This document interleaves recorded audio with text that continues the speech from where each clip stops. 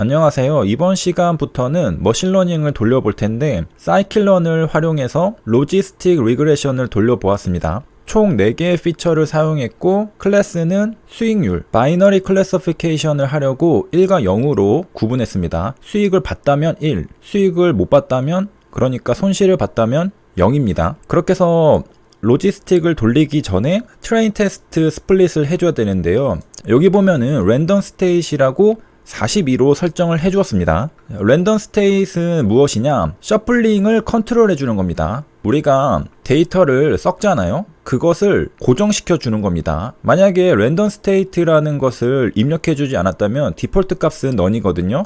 그러면 우리가 셔플링을 컨트롤할 수가 없습니다. 그래서 그때마다 결과가 계속해서 바뀌게 되죠. 그러면 아까 결과가 좋았는데 그거 다시 재현시킬 수가 없잖아요. 그렇기 때문에 랜덤 스테이트를 사용해 줍니다. 여기 보면 for는 목적을 말하죠. 아웃풋을 재생산하기 위해 아까 좋았던 결과를 다시 반복하기 위해서 랜덤 스테이트를 사용합니다. 그래서 랜덤 스테이트를 사용하면은 어떻게 되냐? 제가 모델을 돌려보겠습니다. 돌리고 나니까 스코어가 0.54가 나왔죠. 한 번 더 돌려보겠습니다. 또 돌려도 그대로 0.54가 나옵니다. 한 번 더 돌리겠습니다. 그래도 0.54. 이번에는 0으로 한번 해서 돌려보도록 하겠습니다. 달라졌죠? 0.6이 됐습니다. 또 한번 돌려보겠습니다. 0.6 그대로죠? 또 한번 돌려보겠습니다. 0.6 똑같습니다.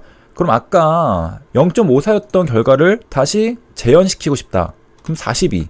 0.54로 다시 돌아오죠. 그런데 0.54보다 0.6이 더 결과가 좋잖아요? 그걸 다시 재현시키고 싶다. 0으로 넣고 돌리면 재현이 됩니다. 그럼 이 좋은 결과를 가지고서 뒤에 작업을 이어갈 수 있겠죠. 자, 우리는 42로 해놓고요. 이럴 때 사용하는 게 랜덤 스테이트입니다. 누군가 랜덤 스테이트를 왜 사용해야 합니까? 라고 물어봤습니다. 그에 대한 답변을 보니까 랜덤 스테이트를 사용하면 처음 분할할 때와 항상 동일한 출력을 얻는다는 것입니다. 라고 답변을 했습니다. 그러니까 재현 가능한 결과를 원할 때 랜덤 스테이트를 사용하면 유용하다는 것이죠. 그리고 해당 예제를 실행할 때 모든 사람이 동일한 숫자를 일관되게 볼 수 있습니다. 그러니까 한마디로 실행할 때마다 매번 다른 값을 가지면 안 될 때, 내가 원하는 결과를 특정해서 반복시키고 싶을 때, 반복적으로 결과를 확인하고 싶을 때, 동일한 결과를 확인하고 싶을 때 랜덤 스테이트를 사용하면은 편리합니다. 그리고 랜덤 스테이트를 사용하는 이유는 바로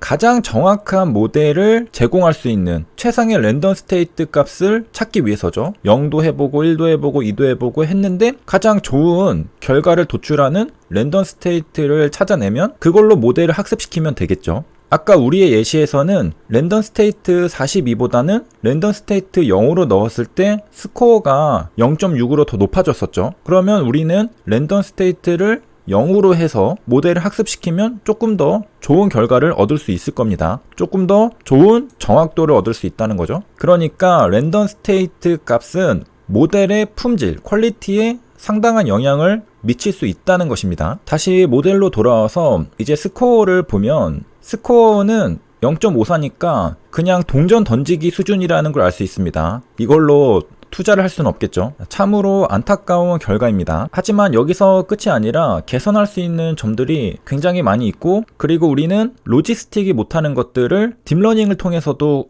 시도해 볼 수 있습니다. 그건 다음에 하고, 내려가서 보면 웨이트와 바이어스가 있는데 아까 처음 설명드렸듯이 4개의 피처를 사용했었죠. 4개의 피처를 사용했다는 것은 그에 따른 웨이트도 4개라는 뜻입니다. 그래서 코이피션트 속성값을 출력해보면 4개의 웨이트가 도출되는 걸 알 수 있습니다. 얘는 기울기가 마이너스네요. 얘네 셋은 플러스고, 이 첫 번째 피처가 시간이었는데 마이너스가 붙었으니까 반비례 관계라고 해석할 수 있겠네요. 그러면 시간이 갈수록 수익이 떨어진다, 손실을 볼 가능성이 높다라고 해석해 볼 수도 있겠습니다. 그러니까 오전에는 수익을 잘 내고 오후에는 손실이 잘 나고, 이렇게 해석해 볼 수 있는데 일반적인 상식과 부합하죠. 대부분 오전에는 수익을 잘 내지만 시간이 갈수록 그 수익을 까먹는 구조죠. 대부분의 트레이더들이 말이죠. 그런 특성이 반영이 되어 있는 웨이트다. 이렇게 모델이 학습했구나라는 것을 인지할 수 있고요. 뒤에 3개는 값이 올라갈수록 수익이 잘 난다. 이렇게 해석해 볼 수 있겠습니다. 그 다음에 이 속성 값을 출력할 때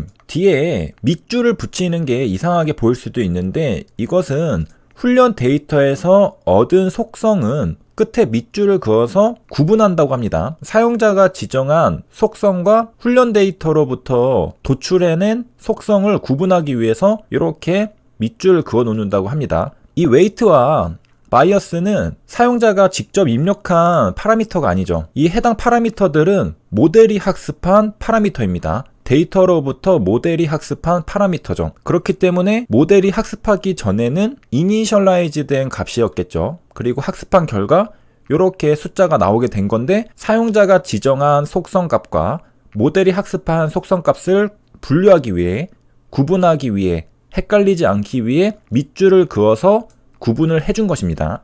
그 다음에 모델이 학습한 결과를 출력해 보았는데요.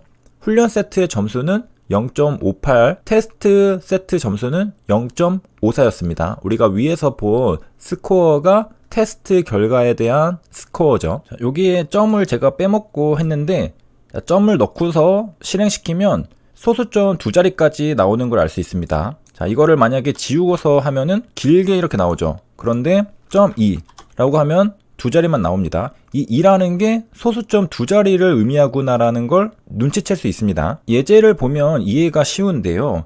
그냥 F로 했을 때는 소수점이 1, 2, 3, 4, 5, 6 6자리까지 출력이 됩니다. 하지만 2로 제한을 해주면 소수점 뒷자리가 2개밖에 안 나옵니다. 아무것도 없이 F로 했을 때는 왜 6자리냐? 디폴트 값이 6 데시멀입니다. 그래서 우리도 이거를 지우고서 실행하면은 하나, 둘, 셋, 넷, 다 6자리까지 출력이 됐던 걸 알 수 있습니다. 그런데 너무 길면 싫으니까 2자리로 이렇게 보기 좋게 제한해 준 것입니다. 잘라준 거죠. 자, 콜론하고 F는 우리가 사용한 게 콜론하고 F인데, 이 F는 Fix Point Number의 줄임말입니다. 이 F의 앞자를 따온 거죠. 이런 식으로 보기 좋게 잘라서 만들어 줄 수 있고요. 여기 앞에 점이 들어가는 거, 점 2자리, 이거를 까먹으면 안 됩니다. 자, 마지막으로 모델이 어떻게 학습했는지 컨퓨전 매트릭스를 그려봤는데, 일단 우리가 알고 있듯이 스코어는 0.55입니다. 동전 던지기 수준밖에 안 되죠.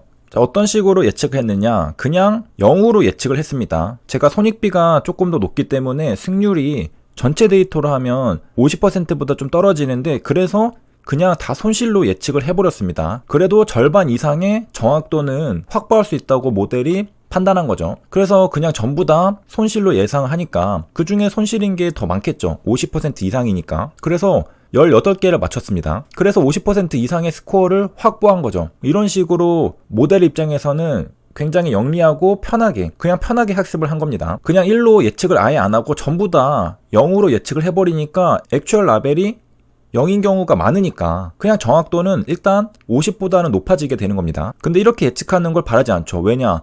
실제로는 수익인 경우도 12번이나 되는데 이건 전부 다 놓치게 되는 거니까요. 이런 거를 원하진 않습니다. 그래서 이런 것들을 개선할 수 있는 방법들을 차후 영상들에서 다룰 예정이고요. 그런데 이 모델이 또 바보 같은 게 1로 예상할 때는 또 다 틀렸습니다. 1로 예상을 3번 했는데 3번은 또 다 틀렸죠. 그러니까 평소처럼 전부 다 0으로 예측을 했으면 오히려 더 정확도가 높아졌을 가능성이 있는데, 굳이 1인 것 같다, 수익을 봤던 것 같다, 근데 실제로는 손실을 봤죠. 그래서 틀려버렸습니다. 3개를. 그러니까 웃긴 모델인 거죠. 물론 계속해서 랜덤 스테이트를 바꿔가면서 피처도 바꿔가면서 돌려보면은 굉장히 좋은 결과들이 나타나는 경우도 있는데, 일단은 랜덤 스테이트 42로 나온 결과를 그대로 가져와서 보여드린 거고요.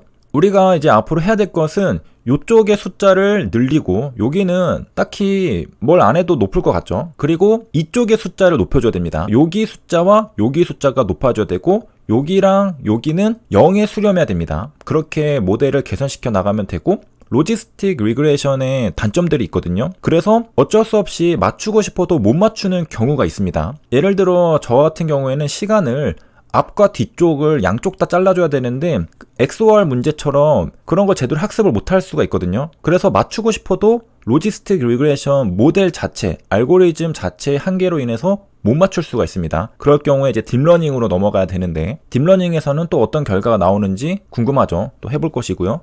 결국에 우리의 목적은 이쪽이랑 이쪽을 줄여줘야 된다. 지금 이 해당 모델에서는 이렇게 잘못 맞추는 게 굉장히 숫자가 은근히 크죠. 그래서 이거를 줄여주면 accuracy 스코어가 비약적으로 높아질 수 있을 겁니다. 물론 이것도 줄여줘야 되고 이거 줄고 이거 줄면 당연히 요거랑 요거가 늘어나겠죠. 그런 식으로 모델이 개선되는지를 확인해 볼 수 있을 것이고요. 그래서 이번 시간에는 제 매매 내역을 가지고 4가지 피처를 사용해서 로지스틱 리그레션을 돌려보았습니다. 그 결과 정확도는 동전 던지기 수준으로 나왔고 그 이유는 그냥 한쪽으로 몰빵을 때려서 예측했다. 그냥 0으로 예측을 하니까 50%보다는 조금 더 높게 스코어가 나오더라. 그렇게 편리하고 영리하게 모델이 학습한 걸 알 수 있고요. 하지만 우리가 원하는 건 이런 결과가 아니죠. 다음 영상에서 조금씩 개선해 보도록 하겠습니다. 도움이 되셨길 바라며 여기까지 시청해 주셔서 감사합니다.